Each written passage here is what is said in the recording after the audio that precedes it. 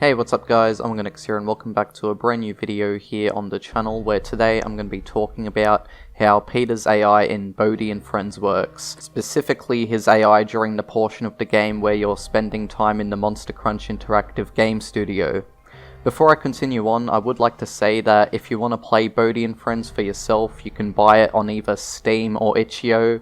It is just $6 US. Links will be in the description below, or if you don't want to buy the game yet but want to try it out, I do have a demo available on itch.io as well, which is an older version of the game, but it's a taste of what to expect before you play the full experience.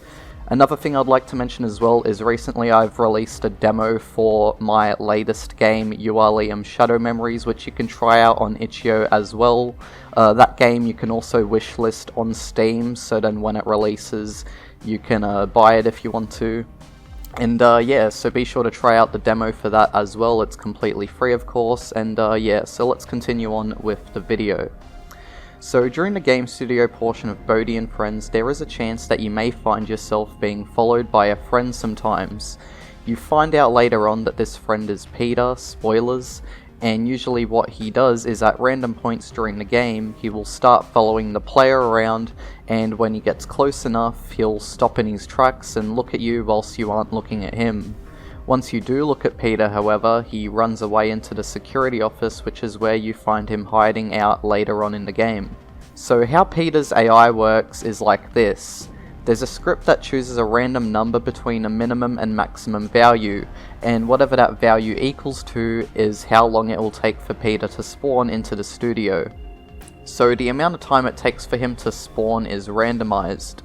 I forget the exact minimum and maximum values I set for his spawn time at the moment, but I think the minimum amount of time it takes for Peter to spawn is 60 seconds, whilst the maximum is something like 500 seconds. I'll have text on the screen correcting myself if I'm wrong. So once Peter is ready to spawn, the script will check what side of the map the player is on, and how this is done is via a trigger which covers one half of the studio. So depending on what side of the game studio the player is on, Peter will spawn on the opposite side of whatever side the player is on. This is to avoid the player seeing Peter spawn out of nowhere, since it would break immersion. Once Peter spawns, he'll move towards the player's position. Just like the other friend AIs you'll encounter in the studio at certain points, Peter can open and close doors as he moves around. How Peter opens and closes doors is via a trigger that the door will respond to once it's detected the trigger has entered contact with it. Once Peter is at a certain distance from the player, he'll simply stop and stand there unless the player moves again, in which Peter will start walking again. Peter doesn't attack the player, he just stands there and watches you, or just follows you around if you're walking around. Once the player looks at Peter, Peter will run away to the security office where he will then despawn once entering a trigger. After despawning, Peter's AI cycle repeats itself once again. How Peter detects if the player is looking at them is via a raycast that shoots from Peter and then the player's camera.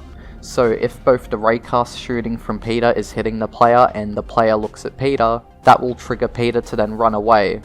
If only one of these conditions is met, Peter will still follow the player. So yeah, that there is pretty much how Peter's game studio AI works in Bodhi and Friends. I thought the explanation would take longer, but that surprisingly took shorter than I expected. Before I do end this video, one quick fact I will quickly bring up is that as Peter follows the player around the studio, you can actually see him carrying the very phone Peter messages you with throughout the studio portion of the game. Also, be sure to wishlist my latest big project I have coming up called Shadow Memories. I just talked about that before.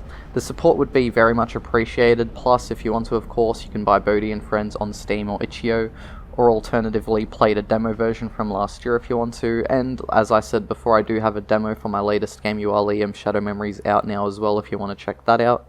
And yeah, so thanks for watching, I'll see you all soon, and bye bye.